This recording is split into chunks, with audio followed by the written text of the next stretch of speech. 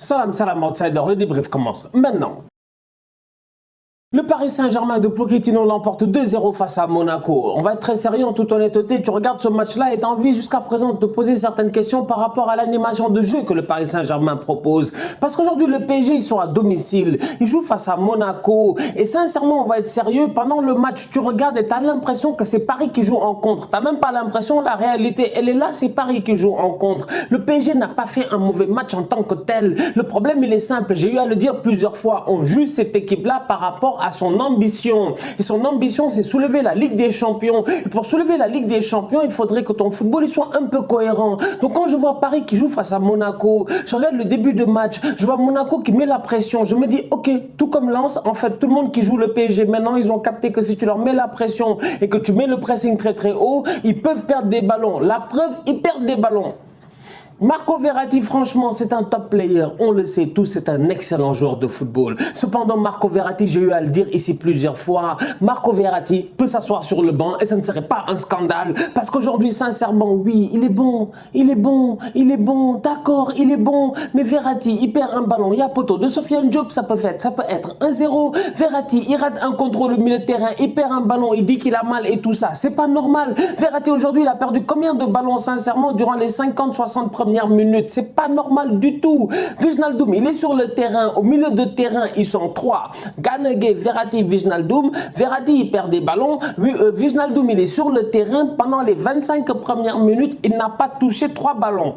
C'est pas sérieux. Mais c'est grave ça quand même. Il n'a pas touché 3 ballons. Et parmi les 3 ballons, il y a le ballon où il doit ouvrir ses jambes, laisser le ballon faire feinte et laisser pour Messi. Parce que là, c'était un centre, je dis bien, nostalgique. On va être sérieux.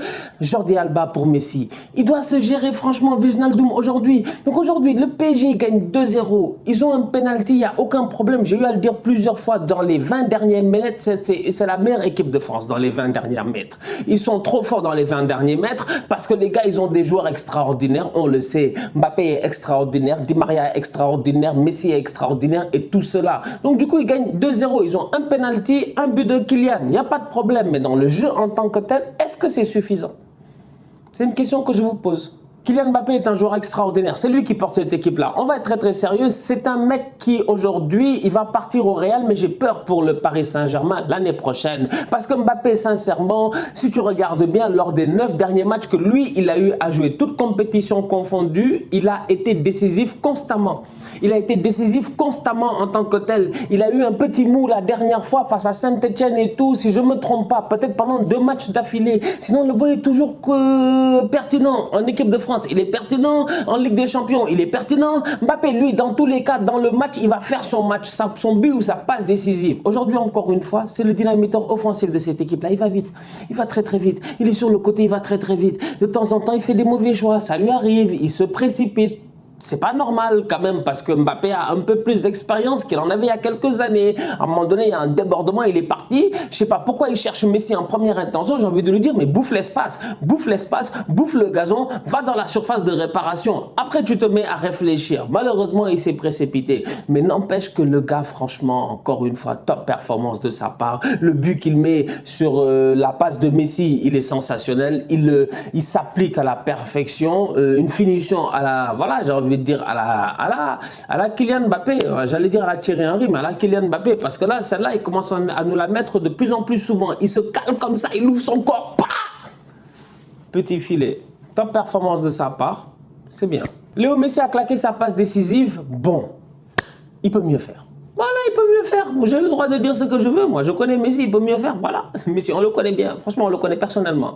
On a l'habitude de manger avec lui. Franchement, on s'est posé avec les Arturo Vidal dans le temps. On était là à faire les barbecues à Barcelone avec Arturo Vidal, avec Luis Suarez, tout ça. Les chorizo, les cerveza. On connaît Léo Messi. Il peut mieux faire. Maintenant, s'il a froid, il a qu'à nous dire. En fin de match, il y a un boy qui est venu lui demander son maillot. T'as vu la vitesse à laquelle il est rentré dans le vestiaire? Il va pas nous dire qu'il a envie de faire pipi quand même, Messi, franchement. Il a juste froid. Il fait froid à Paris. Il est fatigué. En plus, il joue dans une équipe qui joue le contre. Il est obligé de taper des sprints, je dis bien, pour être au même niveau que Mbappé, pour être à la réception des ballons de Mbappé, ou pour éviter que Mbappé soit hors jeu. Franchement, Messi, aujourd'hui, il doit se gérer, mais voilà, il fait un bon match. Il fait un bon match. C'est Paris, quoi. C'est pas extraordinaire. Franchement, ils ont 2 tirs cadrés pendant tout le match. Ils ont 2 tirs cadrés pendant tout le match. Si tu viens dire ils ont fait un match pourri, les supporters du PSG vont se fâcher. Oh, non, tu nous aimes pas. C'est pas qu'on vous aime pas. C'est pas qu'on vous aime pas. La dernière fois, j'ai vu un commentaire de quelqu'un qui a dit ouais, quand Manchester United joue mal et qu'ils gagnent, tu dis pas ça, tu es pas dur avec eux, etc. et tout ça. Je leur dis quand même, franchement, les contextes sont pas les mêmes. Mais arrêtez, s'il vous plaît, les contextes sont pas les mêmes. Vous, le PSG, vous avez un coach qui s'appelle Pochettino qui est là depuis le début de l'année.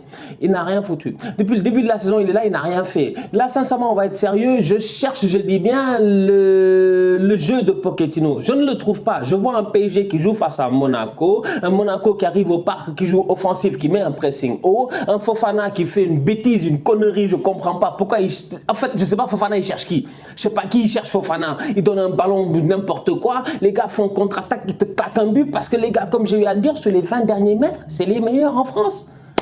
Tu veux que je te dise quoi? Donc aujourd'hui bon, est-ce que tu es satisfait? Moi, en tant que fan de football, je suis satisfait de Messi? Non, je ne suis pas satisfait, c'est pas bon.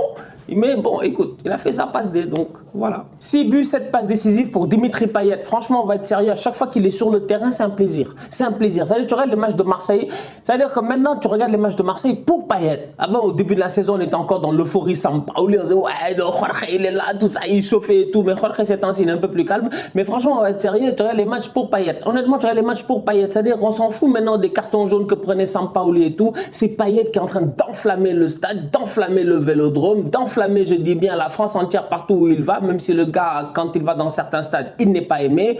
On va être sérieux, tu l'apprécies ou tu l'apprécies pas, tu es obligé quand même de t'incliner devant son talent. Le boy, il est fort.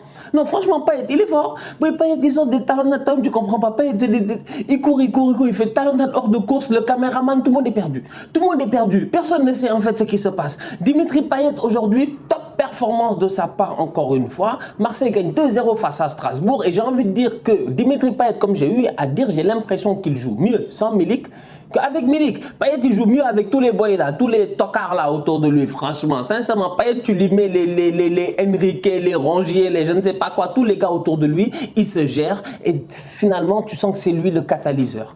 C'est lui le distributeur, c'est lui le Père Noël. Il donne des cadeaux à gauche et à droite. Guendouzi en fin de match, il doit claquer un but. On lui donne un bon ballon.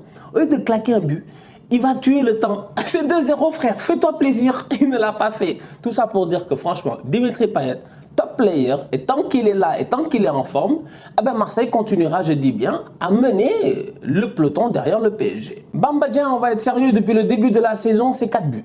Cependant, Bamba Dieng, ça aurait pu être 8 buts. Bamba Dieng, ça aurait pu être, je dis bien, 3 buts en Europa League. Bamba Dieng peut marquer beaucoup plus que ce qu'il a fait jusqu'à présent. Mais aujourd'hui, sincèrement, je pense que le but qu'il a mis est un but qui, voilà, c'est-à-dire que pour tout ce qu'il a raté, sincèrement, le but qu'il nous a mis aujourd'hui, il était sensationnel. La reprise de volée est magnifique. Elle est juste parfaite. Il n'y a pas grand chose à dire. Le centre était très très beau de la part de Luis Enrique qui lui aussi quand même aujourd'hui sait gérer. Donc franchement cette équipe de Marseille la gagne 2-0 face à Strasbourg à l'extérieur. Marseille enchaîne, ça fait du bien. Mais au-delà de cela, on va être sérieux. Marseille, comme je dis, deuxième du championnat avec un match en moins si je ne me trompe pas. C'est le match face à Lyon qui à un moment donné sera bien rejoué. Donc les Olympiens, ils continuent leur chemin tranquillement, sans stress. Comme je dis, le PSG, ils sont trop loin, mais dans la bataille derrière, franchement, Marseille est en train, en ce moment, de tirer son épingle du jeu, grâce notamment à un superbe Dimitri Payet.